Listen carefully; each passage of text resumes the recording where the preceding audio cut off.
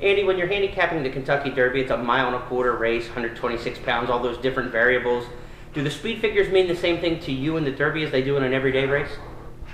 Well, if you look at the history of the Derby over the last 20 years or so, there's probably no spot in America where speed figures have been so productive or produced such great prices. I mean, you would think with all the elements involved in the Derby that maybe speed figures, would not be that predictive. But we've had some tremendous prices.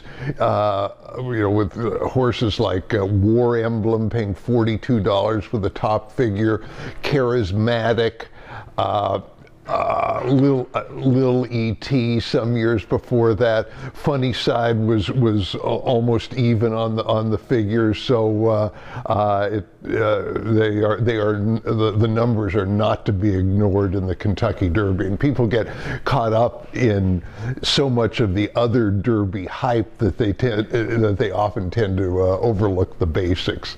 Is there a pattern with the figures going into the Derby? I mean, are you looking for horses with an increasing number, or that just have that big number somewhere that shows they're capable? Well, a lot of these big prices, War Emblem being a good example, have been horses, or Charismatic, have been horses who got good late, just going into the Derby and ran a big number, and people tended to dismiss it as a fluke, or the bounce theorist was always going to bounce.